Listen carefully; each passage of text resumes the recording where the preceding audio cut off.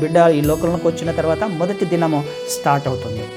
మనము కూడా నూతనంగా జన్మించిన తర్వాత మొదటి దినం స్టార్ట్ అవుతుంది కదా. నూతనంగా జన్మించిన తర్వాత మొదటి దినం స్టార్ట్ అవుతుంది. ఏం చేయాలి అప్పుడు? నూతనంగా జన్మించిన తర్వాత ఆ మొదటి దినం నుంచి ఏం చేయాలి అని అంటే ఆయన అదే మాట్లాడుతున్నాడు ఇక్కడ 9వ వచనంలో 10వ వచనంలో, మరియు వాటి యందు మనము నడుచుకొనవలెనని దేవుడు ముందుగా సిద్ధపరిచిన సత్క్రియలు చేయుటకై మనము క్రీస్తు యేసునందు సృష్టించబడిన వారమై ఆయన చేసిన పని అయి ఉన్నాము.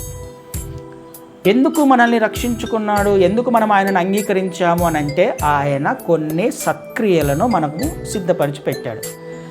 ముందుగానే మన కొరకు సిద్ధపరచబడిన సత్క్రియలు ఉన్నాయి.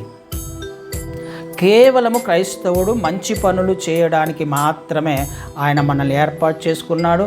ఆయన చేసిన చేతి పని అయి ఉన్నాం. నీకు నాకు మనకు కొన్ని సత్క్రియలు, ఆయన మార్గంలో నడవడానికి ఇష్టపడ్డప్పుడు కొన్ని పనులు ఆయన ముందుగానే మన కొరకు సిద్ధపరిచి పెట్టాడు.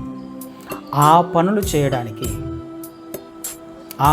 చేయడానికి మాత్రమే మనము ఆయన యందు నిర్మించబడ్డాం, ఆయనలో ఏర్పరచబడ్డాం. ఇది అర్థం కావాలి. క్రొత్తగా జన్మించిన తర్వాత ఏం చేయాలి? సత్క్రియలు చేయాలి.